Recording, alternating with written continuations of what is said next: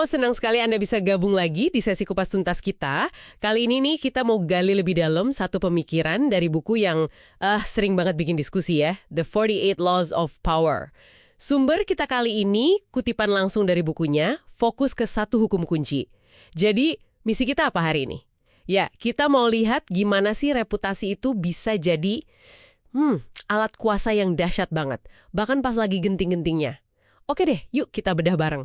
Iya, betul. Sumber kita kali ini memang menyoroti reputasi itu, bukan cuma soal citra baik aja ya, tapi lebih ke fondasi kekuasaan yang strategis.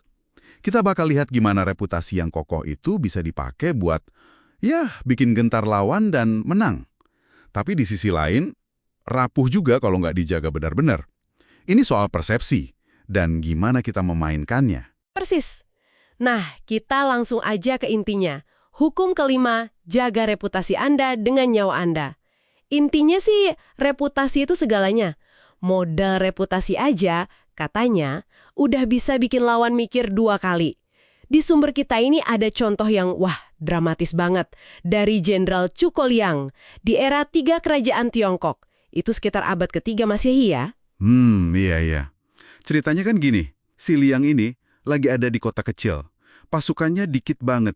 Tiba-tiba dapat kabar buruk, musuh besar lagi mendekat. Ada 150.000 tentara gitu, dipimpin Sima Yi. Sima Yi ini jenderal rival yang terkenal cerdik juga. Wah, situasinya kayaknya udah nggak ada harapan sama sekali. Secara logika militer, kota itu harusnya udah jatuh cepet banget. Nah, disinilah serunya. Jeniusnya Liang lain di sini. Bukannya panik atau siap-siap perang habis-habisan, dia malah melakukan sesuatu yang, bener-bener nggak terduga. Dia mutusin buat memainkan reputasinya yang udah terkenal banget, legenda gitu kan dia, sebagai ahli strategi ulung yang penuh teka-teki. Betul. Tindakannya itu sebuah pertunjukan yang, luar biasa sih. Gerbang kota malah disuruh buka lebar-lebar.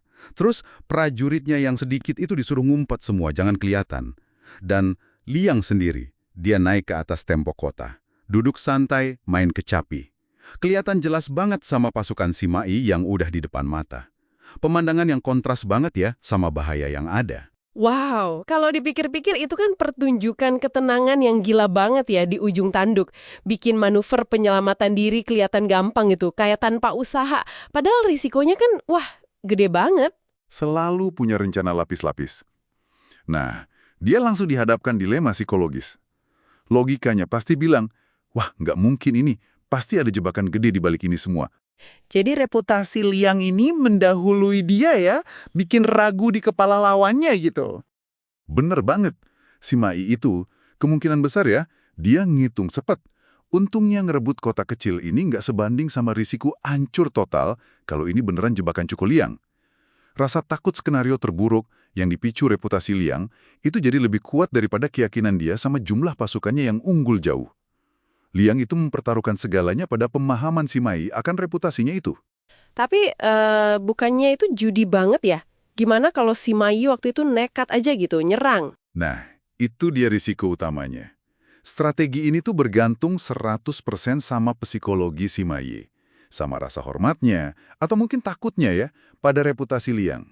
Kalau aja si Mai tipe jenderal yang beda, yang lebih impulsif, atau mungkin ngeremehin Liang, ceritanya bisa lain. Tapi ya itu, Liang kena lawannya. Hasilnya, si Mai malah perintahin pasukannya mundur total. Mundur cepat. Kota itu selamat. Benar-benar cuma gara-gara aura reputasi Liang. Jadi, apa nih artinya buat Anda yang lagi dengerin? Pelajaran intinya ya, kekuatan persepsi itu nyata dan bisa dibentuk. Reputasi yang Anda bangun hati-hati, itu bisa jadi kayak perisai tak terlihat. Kadang malah lebih kuat dari pertahanan fisik. Tindakan Liang buka gerbang, main kecapi, itu kan kayak teater ya. Sengaja dirancang buat memanipulasi persepsi si Mai berdasarkan reputasi yang udah ada. Dan ini nyambung ke aspek lain yang ditekankan di sumbernya.